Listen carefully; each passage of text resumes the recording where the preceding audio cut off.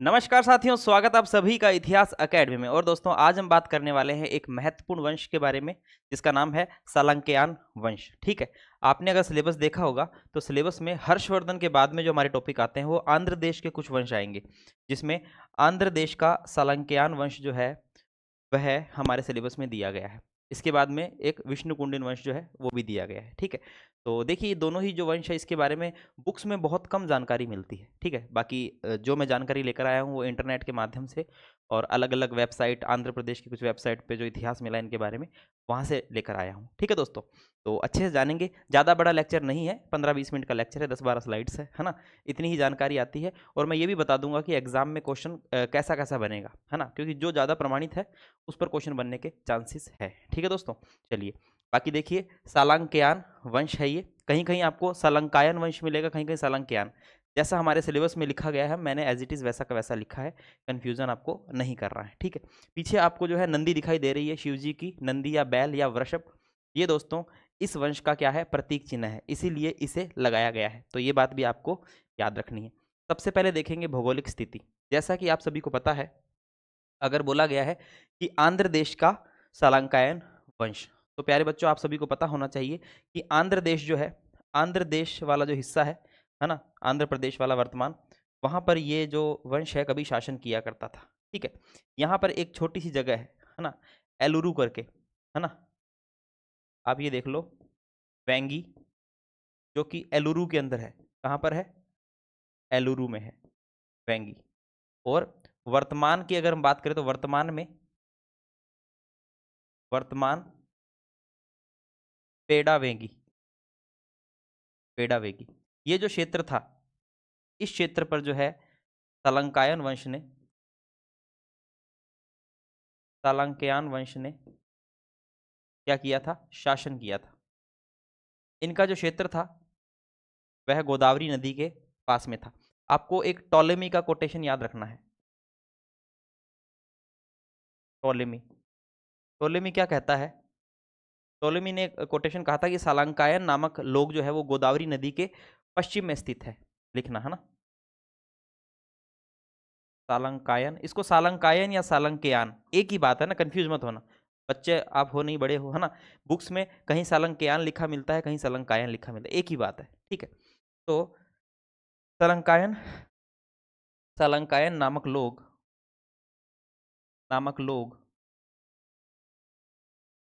गोदावरी के, गोदावरी नदी के पश्चिम, पश्चिम में रहा करते थे, में रहते थे, यूं कर दो, या फिर रहते थे, या फिर सालंकायन नामक लोग गोदावरी नदी के पश्चिम में स्थित है। ठीक है, एक ही बात है। ये आपको टॉलेमी का जो है कोटेशन भी याद रखना है ना, याद रखना है। चलिए, ये वाला लोकेशन है, यहाँ पर इस जगह एक एलुरु नामक जगह है। ठीक है, वर्तमान में भी है। अभी देखिए, अभी तो आपको सिर्फ भारत के मैप में मैंने एक छोटी सी एक झलक दिखाई है यहाँ पर। अभी चलते हैं थोड़ा सा आंध्र प्रदेश के मैप को जूम करके एग्जैक्ट लोकेशन देखते आइए। देखिए, ये मैंने जूम किया है, मुझे पता है आपको स्पष्ट नहीं दिखाई दे रहा होगा, लेकिन दोस्तों ये मैप आपको स्पष्ट दिखाई दे रहा है, नाम नहीं दिखाई दे रहे हो, नाम तो मैं लिख दूंगा, चिंता मत करो। देखिए, ये पश्चिमी गोदावरी वाला क्षेत्र है, और देखिए ये जो जगह है ना, ये जो मैं पॉइंट कर रहा हूँ ना, ये है ना, ये पॉइंट है एलुरु, ये पॉइंट है एलुरु। तो एलुरु के अंदर ही जगह है वेंगी, वर्तमान में इसको पेड़ा वेंगी कहते हैं। ठीक है, याद रखना। एक तरफ आपको यहाँ पर पश्चिमी गोदावरी दिखाई देगा, कृष्णा, तो इनका जो क्षेत्र था वह कृष्णा और गोदावरी नदियों के बीच में स्थित था, यानी कि ये कृष्णा और गोदावरी नदियों के बीच में स्थित साम्राज्य था इनका, याद रखेंगे। बाकी देखिए दोस्तों, यहाँ पर जो है समुद्री सीमा भी बन रही है। ठीक है, बंगाल की खाड़ी है, समुद्री सीमा भी जो है इनकी बन रही है। चलिए, अब आगे देखते हैं, इस वंश के बारे में जानते हैं। मैं आपको सीधा सीधा एग्जैक्ट बताऊंगा कि क्वेश्चन बनने की संभावना कहाँ ज़्यादा है। चलिए, अब देखिए, सबसे पहले अगर हम बात करें आंध्र देश में सालंकयान वंश की, तो देखिए सालंकायन शब्द का अर्थ क्या होता है, तो इस शब्द का अर्थ ही क्या है, नंदी या फिर बैल। और ये नंदी या बैल किसका है, ये शिव जी की नंदी है, शिव जी का बैल है, इसको वृषभ भी कह सकते हैं। ठीक है, अब आप ये देखिए कि अगर शिव जी की नंदी और शिव जी का बैल इनका प्रतीक चिन्ह है, इट मीन्स ये किसको पूछते होंगे, इट मीन्स ये पूछते होंगे शिव को। है ना, याद रखना। तो इन्होंने जो है शैव धर्म को बड़ा ही समर्थन दिया है। हालांकि ये चित्ररथ स्वामी को भी पूछते थे, उसकी भी हम बात करेंगे, लेकिन मुख्य रूप से इनके जो देवता थे वो शिव थे। ठीक है, ये सूर्य पूजक भी थे, लेकिन मुख्य देवता शिव थे। शासनकाल की बात करें तो 3वीं से 5वीं शताब्दी ईस्वी तक जो है इनका शासनकाल रहता है। लगभग अगर हम देखें तो 300 से 440 ईस्वी। ठीक है, या 440 से थोड़ा बहुत ऊपर नीचे भी हो सकता है, जैसा कि मुझे ऑनलाइन डाटा मिला उसके अकॉर्डिंग ये है। मोटा मोटा आप 3वीं से 5वीं शताब्दी ईस्वी रख सकते हैं याद। ठीक है प्यारे बच्चों, ये ज़्यादा सही रहेगा। ओके, क्योंकि मैं ऐसा क्यों बोल रहा हूँ, बिकॉज बुक्स में ज़्यादा जानकारी नहीं मिलती है, लेकिन दोस्तों जानकारी लानी तो जरूरी है ना, नेट का एग्जाम है, कुछ भी आ सकता है। चलिए, राजधानी की बात करें तो मैं आपको बता चुका हूं, राजधानी इन्होंने वेंगी के अंदर बनाई थी। वेंगी जो कि कहां पर है, एलुरु में है ना, और एलरू या फिर एलुरु। ठीक है, पीछे मैंने एलुरु लिखा है, ये एक ही बात है, यहां पर भी एलुरु ही लिखा हुआ है। ठीक है, चलिए ये लीजिए, है ना।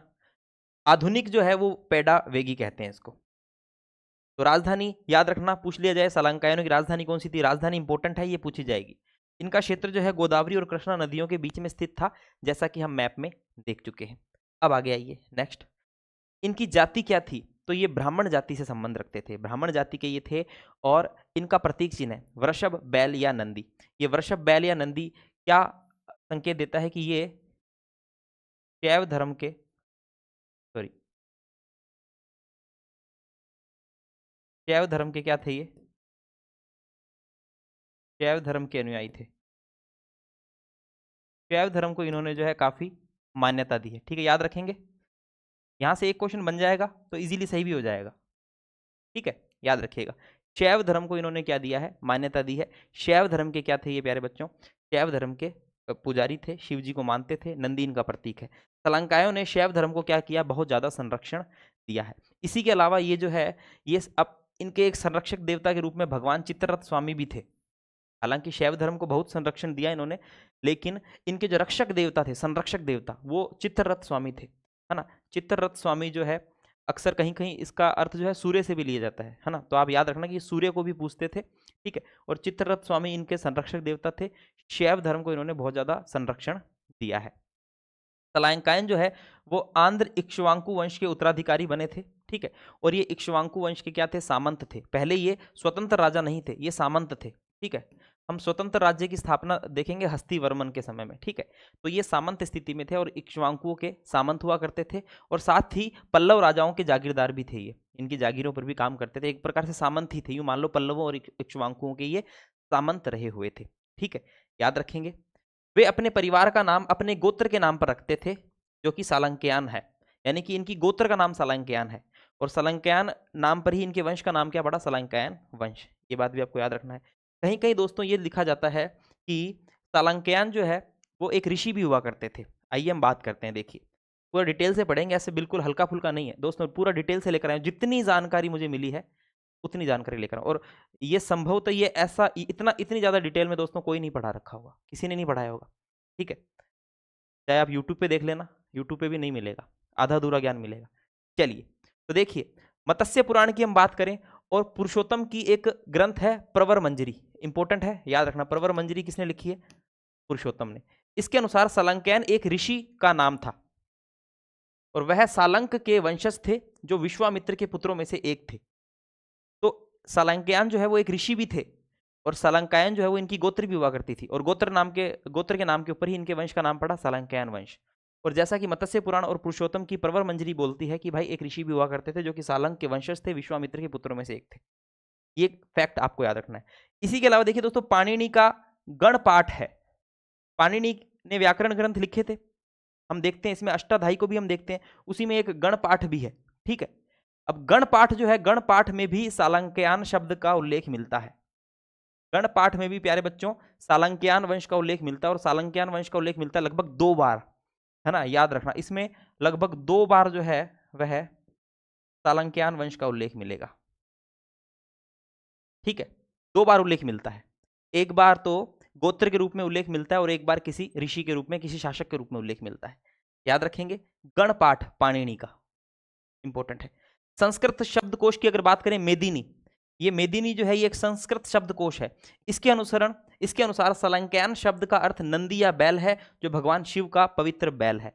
इट मीन्स शैव धर्म को इन्होंने संरक्षण दिया था, इनके प्रतीक चिन्ह से ही पता चल रहा है। याद रखेंगे, बिल्कुल याद रखना है, सामान्य सी बातें हैं। आइए नेक्स्ट देखते हैं। सलांकैन वंश की तिथि जो है समुद्रगुप्त के शिलालेख के आधार पर तय की गई है, जिसमें वेंगी के हस्तिवर्मन का उल्लेख है। अब देखिए दोस्तों, हस्तिवर्मा या हस्तिवर्मन है ना, ये वेंगी का शासक था। हम सलांकैन वंश की बात करें जिनकी राजधानी वेंगी ही हुआ करती थी, जो कि एलुरु के अंदर थी, जो वर्तमान में पैडा वेंगी हम जिसे कह रहे हैं। आपने गुप्त वंश पढ़ा है ना, एप्लीकेशन पे बहुत अच्छे से करवाया है, आपने पढ़ा है गुप्त वंश। गुप्त वंश में मैंने आपको समुद्रगुप्त की विजयों के बारे में बताया था। समुद्रगुप्त की विजयों में आपने दक्षिणापथ की विजय का उल्लेख किया था, और दक्षिण के 12 राजाओं को जो है समुद्रगुप्त ने पराजित किया था। उनमें मैंने आपको नाम रटवाए थे, है ना, जैसे पालक, उग्रसेन पालक, है ना। इसके अलावा मैंने आपको एक बताया था वेंगी का हस्तिवर्मन, ठीक है, कांची का विष्णुगोप, ये लगभग 12 नाम मैंने आपको बताए थे, जिसमें एक नाम था वेंगी का हस्तिवर्मन। अगर आपको नहीं याद तो एक बार समुद्रगुप्त वाला लेक्चर देखिए या पीडीएफ देखिए जो मैंने आपको दी है, उसमें देखिए आप। उसमें दक्षिण के राजाओं के साथ समुद्रगुप्त की नीति बताई थी, ग्रहण मोक्षानुग्रह, यानी कि उनको जो है उनको अपने अधीन किया, उनके साम्राज्य को नहीं मिलाया, उनको स्वतंत्र शासक के रूप में वहां पे शासन करने दिया, बदले में जो है उनसे टैक्स वगैरह लेते रहे, ठीक है। ये समुद्रगुप्त की पॉलिसी मैंने आपको बताई थी। और समुद्रगुप्त ने इन दक्षिण के राजाओं को पराजित किया और इनसे टैक्स लिए उपहार लेना स्वीकार किया। इन दक्षिण के राजाओं में मैंने आपको वेंगी का हस्तिवर्मन का भी उल्लेख करवाया था, और यह जो उल्लेख है ये समुद्रगुप्त के इलाहाबाद प्रशस्ति के अंदर मिलता है, क्योंकि इलाहाबाद प्रशस्ति जो कि हरिशेन ने लिखी है, इलाहाबाद प्रशस्ति में समुद्रगुप्त की विजयों का, समुद्रगुप्त की उपलब्धियों का उल्लेख मिलता है, ठीक है। तो उसमें फिर इसका भी उल्लेख है। तो इस आधार पर हम सालंकयान वंश का जो है वो काल निर्धारण करने का प्रयास करते हैं, क्योंकि समुद्रगुप्त ने जिस वर्ष हस्तिवर्मन को पराजित किया था उस तिथि से जो है इतिहासकार जो है वो क्या करते हैं, इस वंश का काल निर्धारण करने का प्रयास करते हैं, ठीक है। राजा हस्तिवर्मन के नाम के साथ सालंकयान शासन का पहला संदर्भ समुद्रगुप्त के इलाहाबाद स्तंभ शिलालेख से हमें देखने को मिलता है। तो इलाहाबाद प्रशस्ति के अंदर हमें हस्तिवर्मन का उल्लेख मिलता है, याद रखिएगा, ठीक है। नेक्स्ट देखिए, हस्तिवर्मन दक्षिण के उन राजाओं में से एक था जिन्हें समुद्रगुप्त ने हराया था। सलांकायों ने स्वयं को परम भागवत भी कहा था, याद रखना भाई, परम भागवत की उपाधि भी इन्होंने धारण की थी। परम भागवत यानी वैष्णव धर्म के अनुयायी होना एक तरफ से संकेत देता है। इसके अलावा सलांकायनों ने राजनीतिक इतिहास की जानकारी, इनका जो राजनीतिक इतिहास है वो लगभग 10 अभिलेखों से हमें पता चलता है, जिसमें से 9 ताम्रपत्र है और एक पाषाण अभिलेख है, याद रखेंगे। ये इतनी इंपॉर्टेंट बात नहीं है, आपको बस ये याद रखना है कि हस्तिवर्मन जो है उसे समुद्रगुप्त ने पराजित किया था। नेक्स्ट, इनके जो अभिलेख है, सलंकियानों के जो अभिलेख है वो प्राकृत में और संस्कृत भाषा में लिखे गए हैं, याद रखना है। इन अभिलेखों के अनुसार 7 राजाओं ने शासन किया था, यानी कि अभिलेखों की अगर हम बात करें तो उसमें हमें महत्वपूर्ण 7 राजाओं के उल्लेख मिलते हैं कि इस वंश में महत्वपूर्ण 7 राजाओं ने क्या किया था, शासन किया था। हमारे पास में एक विद्वान है जिनका नाम है वी सुंदरराम शास्त्री। वी सुंदरराम शास्त्री ने सालंकयानों की वंशावली और कालक्रम के पुनर्निर्माण का एक नया प्रयास किया था। इन्होंने क्या किया, इन्होंने समुद्रगुप्त के आक्रमण को सालंकयान इतिहास की शुरुआत मानकर, समुद्रगुप्त ने हस्तिवर्मन को पराजित किया, इन्होंने वहीं से जो है शुरुआत करी, शुरुआत मानकर राजवंश के 7 शासकों की कालानुक्रमिक सूची भी तैयार की थी। याद रखना कौन है ये व्यक्ति, सुंदर राम शास्त्री है, याद रखेंगे। नेक्स्ट देखिए, आइए अब देखिए, सालंकयान के कुछ प्रारंभिक और महत्वपूर्ण शासक हैं, कुछ प्रारंभिक और महत्वपूर्ण 1 2 3 4 और 5। वैसे तो मैंने बताया कि 7 शासकों ने शासन किया था ना, लेकिन महत्वपूर्ण यही है, याद रखना आप, ये महत्वपूर्ण है। मैं आपको ये भी नहीं कह रहा कि ये क्रम से है ना, क्रम से भी नहीं है, ये बस महत्वपूर्ण नाम है, सीक्वेंस से नहीं है ये, याद रखिएगा, ठीक है। तो यहां पर हम देख रहे हैं देववर्मा है, हस्ती वर्मा है, नंदी वर्मा है, विजय देव वर्मा है और विजय नंदी वर्मा है। अब देखिए, अगर यहाँ पे आपको हस्ती वर्मा या हस्ती वर्मन एक ही बात है ना, ये वर्मन उपाधि धारण करते हैं, वर्मन नाम के पीछे वर्मन लगाते हैं, वर्मन या वर्मा एक ही बात है, ठीक है, ये एक ही समान है, इसमें कोई फर्क नहीं है, हस्ती वर्मन कर दो या हस्ती वर्मा कर दो, बुक्स में अलग अलग मिलता है, एक ही बात है, कोई डिफरेंट इसमें नहीं है। अगर मैं हस्ती वर्मन बोल रहा हूँ तो भी मैं इसी का नाम ले रहा हूँ, हस्ती वर्मा बोल रहा हूँ तो भी इसी का नाम ले रहा हूँ, ठीक है।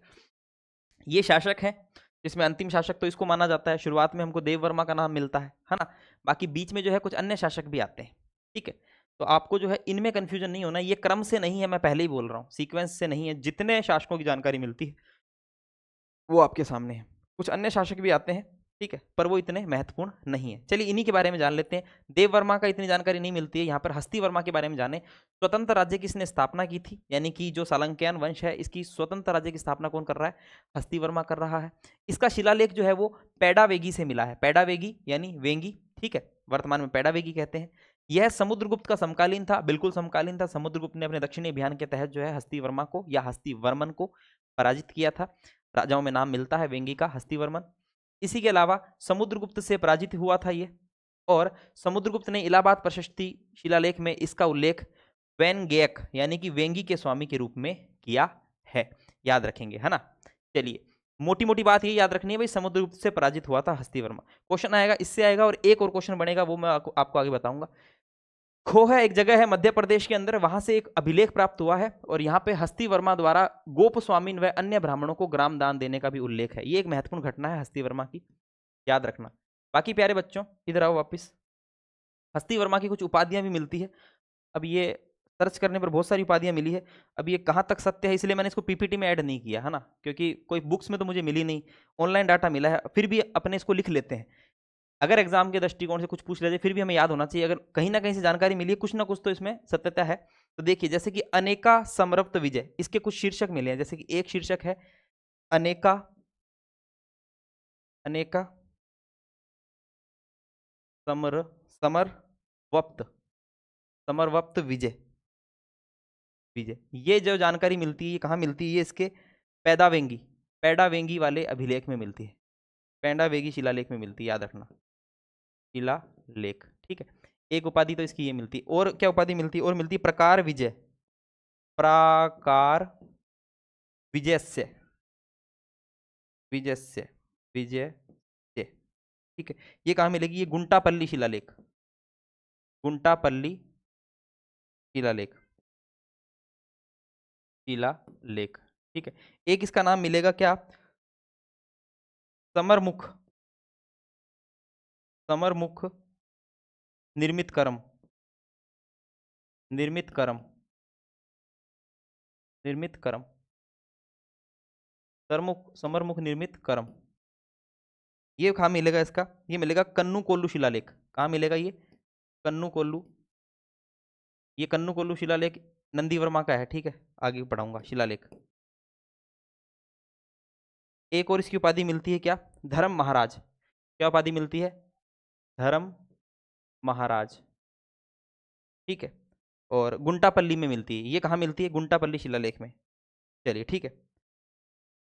चलिए, तो ये इसके कुछ नाम मिलते हैं, याद रखना। ये मोबाइल में मैंने स्क्रीनशॉट लिया हुआ था, ठीक है, याद रख लेना, बाई चांस पूछ ले तो हस्ती वर्मा से संबंधित नाम है, ठीक है। नेक्स्ट आ जाओ भाई, नंदी वर्मा की बात करते हैं। हस्ती वर्मा का बेटा था, और इसने कन्नू कोल्लू प्राकृत शिलालेख जारी किया था, इंपॉर्टेंट है, याद रखना। इसने नंदी वर्मा का, इसमें यानी कि ये जो अभिलेख है, इसमें नंदी वर्मा का बप्प भट्टारक पाद परिगहितसा महाराज के रूप में उल्लेख किया गया है, याद रखेंगे, बिल्कुल याद रखना है। इसके अलावा नंदी वर्मा का भी अगर कोई उपाधि की अगर मैं बात करूं, तो इसकी उपाधि मिलती है क्या? विविध धर्म प्रदानस्य। ये देखिए, विविध, इतना याद नहीं होगा आपको और आएगा भी नहीं, पर फिर भी मैं लिखवा रहा हूं, कहीं किसी चीज से वंचित ना रह जाओ, क्योंकि यूजीसी नेट है, कुछ भी पूछा जा सकता है, इतनी शोध तो करनी पड़ती है ना।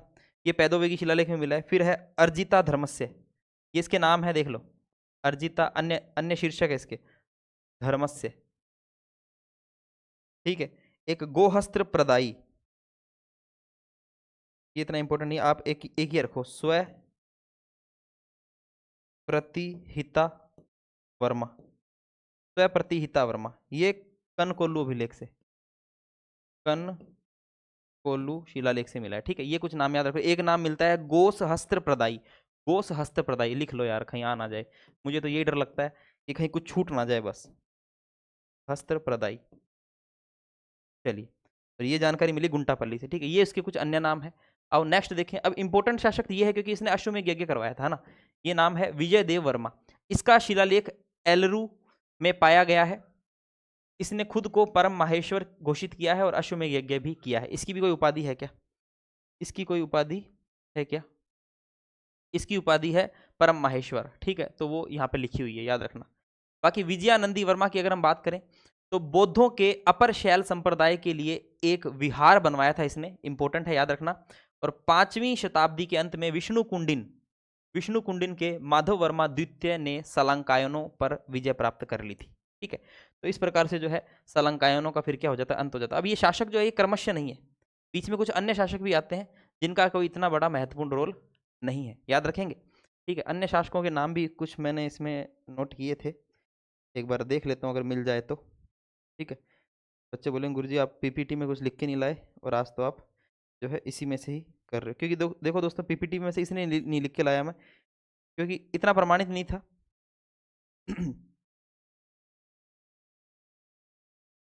एक नाम हमें मिलता है, 1 मिनट रुकिए आप, कोशिश था तो सही, कहाँ गया।